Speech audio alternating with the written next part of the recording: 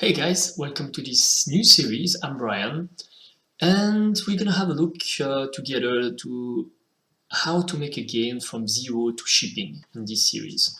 So I'm gonna teach you guys a lot of different stuff about art, programming, Unreal, etc. etc. But first, just a few words about me. So I was in New Zealand. I did my bachelor in game art in New Zealand. I had my studio over there as well. I was working in a small studio, and now I moved back to Geneva. In Geneva, I'm an indie developer. I work with a friend of mine, who is like a programmer, sound design, composer, and I made a couple of games. So I have two games already, like one game already on Steam. The second one is coming out soon. And so I'm not a programmer, but I do a lot of Blueprint. So I don't code in C++, but I do everything in Blueprint, and it works perfectly. So I'm gonna teach you guys the Blueprint, but there might be some stuff I'm doing my way, and maybe it's not like a real programming way because that's not my it's not my things. But I'm gonna teach you guys a lot about art as well. So to go in detail, so first we're gonna learn about how to navigate in Unreal, the options in Unreal, all of these settings that kind appear a little bit scary at first. So then moving on from this, we're gonna learn blueprints, basic of blueprint, variable, then go a little bit more deep about AI, Blackboard, all of this stuff. We're gonna make a simple game. It's gonna be someone sitting on a turret in a spaceship, shooting other spaceship in space.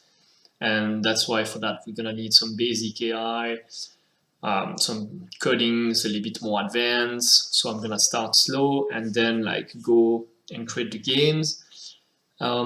So for that, we're gonna do some research. I'm gonna show you guys some tips about researching references, for example, using Pinterest and all of this thing that's really useful.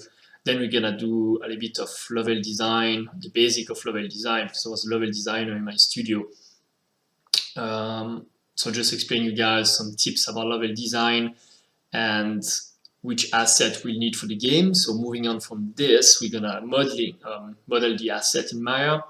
So I won't go really deep into Maya because it's really intense and really like there's a lot of things. So I'm gonna cover like a little bit of 3D, so you guys will be able to do some basic props that we're gonna then texture inside Substance Painter and Photoshop, bringing back to Unreal.